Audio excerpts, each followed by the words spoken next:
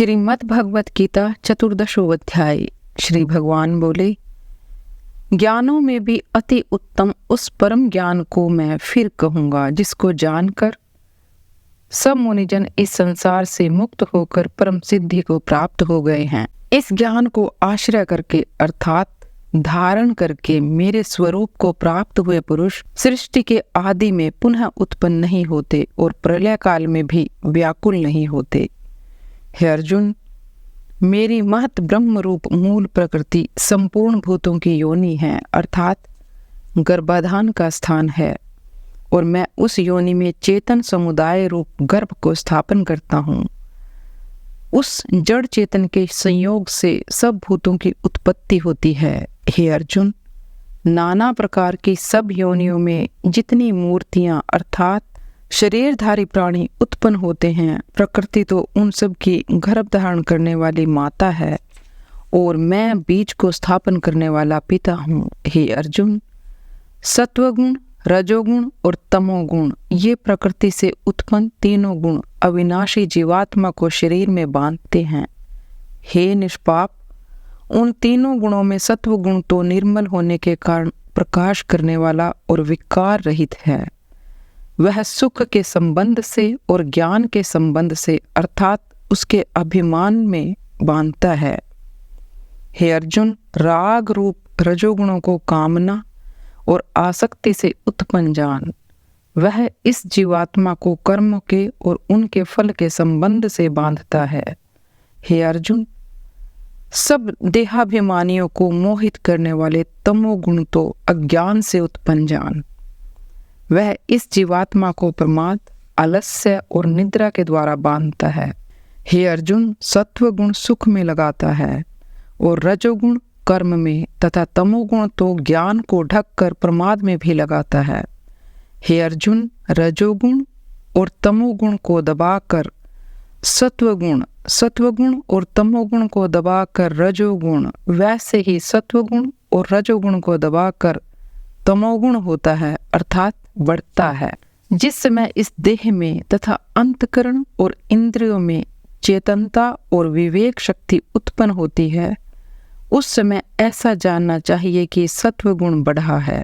हे अर्जुन, रजोगुण के बढ़ने पर लोभ प्रवृत्ति, स्वार्थ बुद्धि से कर्मों का सकाम भाव से आरंभ, अशांति और विषय भोगों की लालसा ये सब उत्पन्न होते हैं। हे अर्जुन, तमोगुण के बढ़ने पर अंतकरण और इंद्रियों में अप्रकाश, कर्तव्य कर्मों में अप्रवृत्ति और प्रमाद अर्थात व्यर्थ चेष्टा और निद्रादि अंतकरण की मोहिनी वृत्तियां ये सब ही उत्पन्न होते हैं। जब यह मनुष्य सत्वगुण की वृद्धि में मृत्यु को प्राप्त होता है, तब तो उत्तम कर्म करने वालों के निर्मल दिव्य स्वर्गादि लोकों को प्राप्त होता है। रजोगुण के बढ़ने पर मृत्यु को प्राप्त होकर कर्मों की आसक्ति वाले मनुष्यों में उत्पन्न होता है तथा तमोगुण के बढ़ने पर मरा हुआ मनुष्य कीट पशु आदि मूढ़ योनियों में उत्पन्न होता है। श्रेष्ठ कर्म का तो सात्विक अर्थात सुख, ज्ञान और वैराग्य आदि निर्मल फल कहा है। राजस कर्म का फल दुख एवं तामस कर्म का फल अज्ञान कहा है। सत्वगुण से उत्पन्न ज्ञान होता है और रजोगुण से निस्संदेह लोभ तथा तमोगुण से प्रमाद और मोह उत्पन्न होते हैं और अज्ञान भी होता है। सत्वगुण में स्थित पुरुष स्वर्गादि उच्च लोकों को जाते हैं। रजोगुण में स्थित राजस पुरुष मध्य में अर्थात मनुष्य लोक में ही रहते हैं और तमोगुण के कार्य रूप निद्रा, प्रमाद और आलस्य आदि में स्थित तामस पुरुष अधोगति को अर्थात कीट पशु आदि नीच योनियों को तथा नरक को प्राप्त होते हैं। जिस समय दृष्टा तीनों गुणों के अतिरिक्त अन्य किसी को करता नहीं देखता और तीनों गुणों से अत्यंत परे सच्चिदानंद घन स्वरूप मुझ परमात्मा को तत्व से जानता है, उस समय वह मेरे स्वरूप को प्राप्त होता है। यह पुरुष शरीर की उत्पत्ति के कारण रूप इन तीनों गुणों को उल्लंघन करके जन्म, मृत्यु, वृद्धावस्था और सब प्रकार के दुखों से मुक्त हुआ परमानंद को प्राप्त होता है।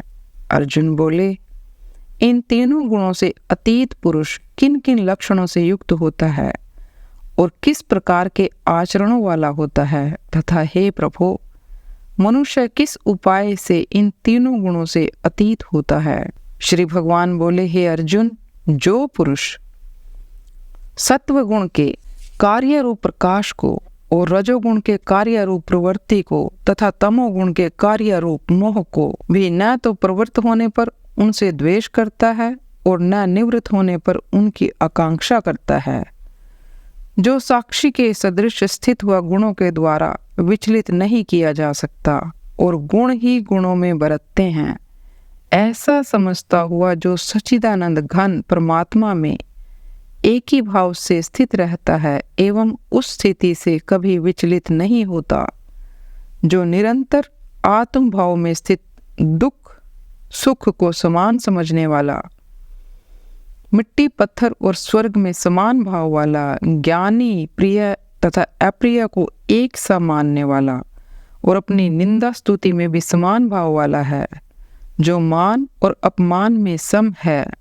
मित्र और वैरी के पक्ष में भी सम है एवं संपूर्ण आरंभों में कर्तापन के अभिमान से रहित है, वह पुरुष गुणातीत कहा जाता है। और जो पुरुष व्यभिचारी भक्ति योग के द्वारा मुझको निरंतर भजता है, वह भी इन तीनों गुणों को भली भांति लांघ कर सच्चिदानंद घन ब्रह्म को प्राप्त होने के लिए योग्य बन जाता है, क्योंकि उस अविनाशी पर ब्रह्म का और अमृत का तथा नित्य धर्म का और अखंड एकरस आनंद का आश्रय मैं हूँ। श्रीमद् भगवत गीता 14वां अध्याय समाप्त।